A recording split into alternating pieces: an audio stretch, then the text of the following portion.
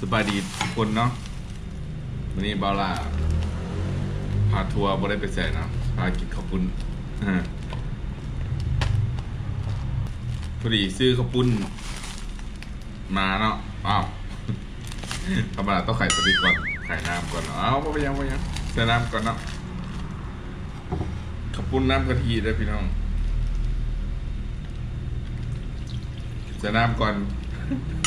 พูดไปอย่างเนาะเอาใส่ลงไปมาเด้อพี่น้องกินน้ำกันเด้อมาเด้อปึ๊บเดี๋ยวลายเติม ซื้อข้าวปุ้นอยู่ข้างห้างนี่เนาะข้างห้างบาร่านี่แหละใกล้นี่แหละมุ้ยเพจฟอห้างก็เลยว่าซื้อมากินอยู่ห้างเอามุ้ยเพจฟอห้างบาร่าเนาะมาถึงโอเคผักกับ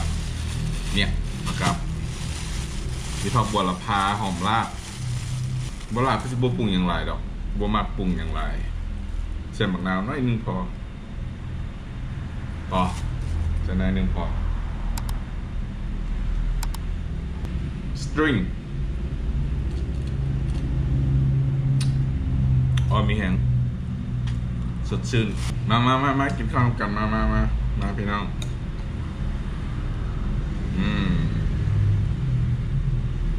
เป็นแซ่บบ่ขอบคุณ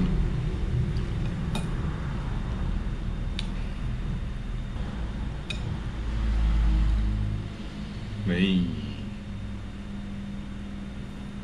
ขอบคุณเพี้ยพนอกับกะปิให้กินข้าวปุ้นต้องมีหมกเห็ดดิบแบบนี้คุยกับกะปิเนาะมันจะค่อยเข้าสูตรกันมาเดี๋ยวบาลาซิมกันแซ่บป่ะแซ่บรสชาติกลมๆเนาะมันน้ำกะทิแล้วก็แซ่บออกรสชาติแบบกลมกล่อมบ่ต้องปรุง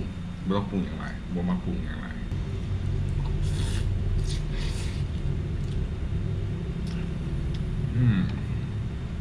ฟินบอกได้คำเดียวฟินแบบนี้เนี่ยครับมีผักกะหล่ำมีมะปีน้อยนึงแล้วก็มีนอปกติบาลับค่อยมักกับกันใส่เนียนอนี่ใส่เนียมักใส่เนียหอมลาบใส่เนียกะหล่ำกับมะปีพอละ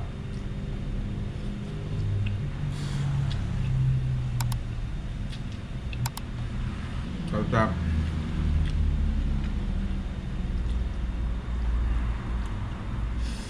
แซ่บหลายอยากให้ทุกคนมาลองเนาะข้างห้านบาลานี่เนาะบ้านคำหุงเด้อห้านนางนกเฝอแซ่บมันก็จะมีข้าวเปียกข้าวปุ้นมีกะทิเฝอแล้วก็กาแฟน้ำปั่นอย่างนั้นคนโสดลูกๆหลานๆไปอยู่บาลาก็ยังอยู่คนเดียวเขาจะเอาไปเวียดนอกแบบคนโสดต้องแบบนี้ คนโสดต้องกับอุ่นกับเปียก เฟอตอนเรือพันไทยมาเน้นๆเลยบอกตอนเยอะเลยพักกับพันไทยมาพักบัวละพาคนไทยโหระพาคนลาวพักบัวละพา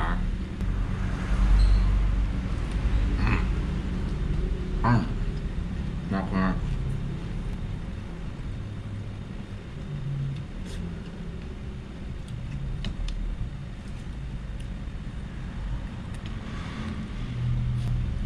ผักอันอื่นแพงบนเนาะช่วงนี้เนี่ย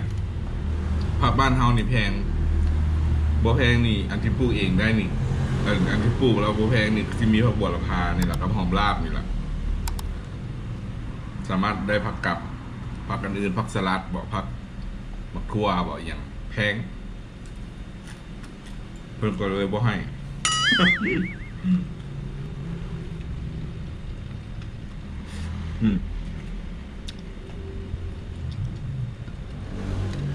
ลูกชิ้นสองตอนครับเรื่องอยู่ได้ดีกว่า อารมณ์ยังค้างเนาะเมื่อวานนี้ที่เราเรื่องเมื่อวานนี้ให้ฟังพอดีใส่บาตรแล้วเราขับพระเจ้าไปรีวิวตาดวังหลวงแบบว่าสิ่งที่คิดว่ามันใส่บาตรปีนี้นะมันบ่ถือกับวันเสาร์วันอาทิตย์เนาะมันบ่ถือกับวันเสาร์วันอาทิตย์แล้วคนขนาดจะไปบ่หลายตั้งใจไปสิไปรีวิวเก็บภาพงามๆให้ทุกคนเบิ่งพอไปฮอดสวยในเนาะประมาณ2 โมงออกจากพี่ไป12 โมงไปฮอดคนนี่แบบโอ้โหมวลมหาประชาชนนี่หลีคนหลายกระดอกคนหลายหมดแล้วน้ำผัดบ่มีเนาะฝนบ่ตกเนาะช่วงนี้เนาะสองอาทิตย์มานี่ฝนบ่ตกหลายประเทศให้น้ำบ่มีแต่ผิดคาดเลยไปคนหลายว่ะอันที่ตามมาคือมันอย่างคนหลายเปื้อนคนเบียร์ขึ้นไปกินอยู่เทิงคนเบียร์ขึ้นไปกินยังบ่แล้วคนอาหารขนมบ่นมเนยบ่เอาขึ้นไปกินอยู่เทิงไปแก้มเบียร์ว่าซะเต็มเลยตาดเป็นตาดลงมาเต็มเบิร์ดเลยคนเต็มแต่คนก็เลยว่าโอ้โหน้ำบ่มีแต่คนนั่นน้ำน้อยๆเนาะก็มีอยู่แต่มันน้อยมันไหลลงน้อยๆแต่คนนั่งกินเบียร์อยู่กลางห้วยนะแล้วแม้ว่าเต็มยัดกันจนบ่มีทางที่ย่างบ่มีบางที่นั่งข้าพเจ้าก็เลยคือว่าอ้าวมันอย่างคือเป็นอย่างที่คนลาวก็บ่แม่นว่าเหมารวมหมดทุกคนเนาะก็อันนี้ก็ขอโทษขออภัยเฮาสิว่าคนลาวก็ว่าสิเหมารวมแต่ว่าคนลาวบางส่วนว่าซะที่ไปลิ้นอยู่หั่นมื้อนั้นเมื่อวานนี้ว่าซะก็แม่นว่าทุกกลุ่มทุกก้อนมีเบียร์เต็มของแก้มเต็มทุกอย่างเต็มเอาลำโพงไปนำไปเปิดแบบเสียงดังจัดเต็มเลยคือแบบฮู้ที่ฟังแบบอันใดอันนั้นแล้วอันนึงอันนึงอันที่2มาคือเสียงคนกระห้องแซวซะบ่จักเด็กน้อยบ่จักผู้ใหญ่ปัญหาตามมาคือขี้เหงื่อ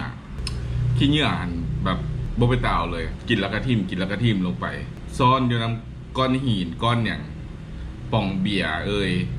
ถุงขนมเศษอาหาร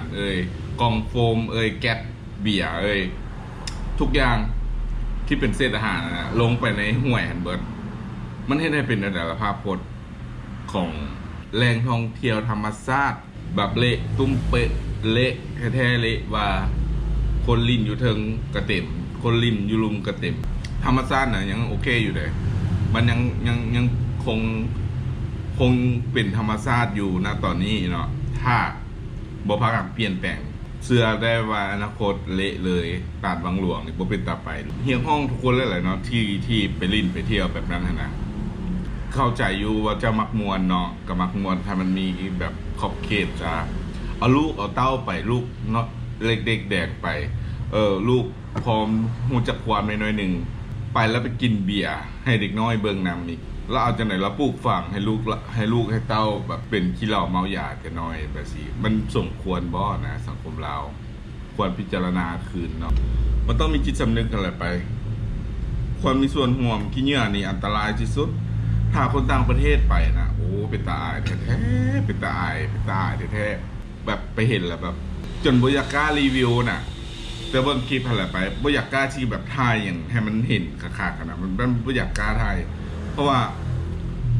ถ่ายไปบ่ไหนก็เห็นแต่ขี้เหงื่อถ่ายไปบ่ไหนก็เห็นแต่คนจุ่มกินเบียร์กันอยู่ก็เลยว่าสิถ่ายดีบ่ดีบ่หรือบ่ถ่ายก็พยายามเลือกกับบอลที่แบบว่าโอเคนะพยายามเลือกกับบอลที่ข้าพเจ้าคิดว่ามันน่าจะโอเคน่าจะเผยแพร่ออกสู่สายตาได้นะก็เลยเป็นคลิปคล้ายๆกึ่งรีวิวกึ่งวิจารณ์ไปในตู่เลยเนาะคลิปเมื่อวานนี้นั่นแหละที่ได้บ้านเฮาสิพัฒนาทางด้านความคิดบ่เข้าใจคือกัน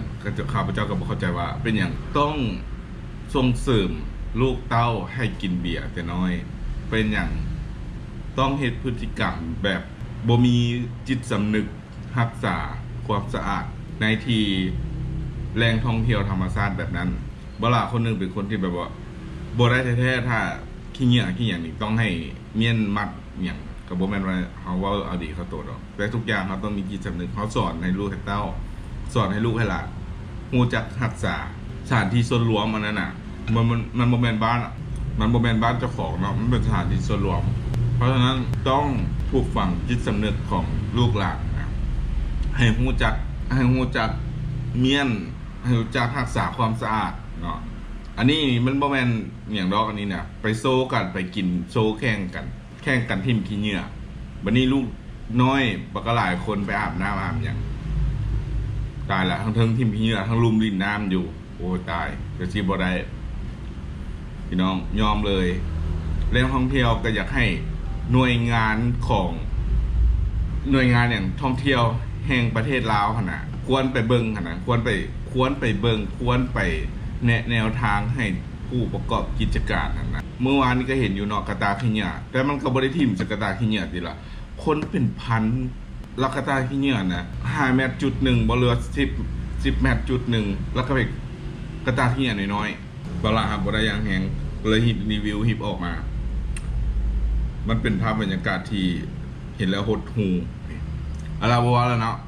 จบก่อนขอจบคอมเมนต์โตตาบหลวงเมื่อวานนี้พอเท่านั้นกันเนาะติดตามบอลาทาง YouTube เนาะบอลาพาทัวร์แล้วก็ Facebook ไปใส่กับไปเนาะ YouTube กับบอลาพาทัวร์ Subscribe กดติดตามให้บอลาแน่เนาะโอเคมานี่บอลาขอจบคลิปแต่เพียงเท่านี้ก่อนเนาะพบกันใหม่ในตอนต่อไปเนาะอยากให้บอลาไปรีวิวอีหยังไปกินอีหยังสถานที่บอนใดคอมเมนต์ใต้คลิปวิดีโอของเราเนาะและบอลาที่พยายามไปรีวิวให้ทุกคนได้เบิ่งกันเนาะสำหรับตอน EP นี้ขอจบเพียงเท่านี้ก่อนพบกันใหม่ใน EP ต่อไปเนาะขอบใจที่รับชมได้พี่น้องขอบใจหลายบ๊ายบาย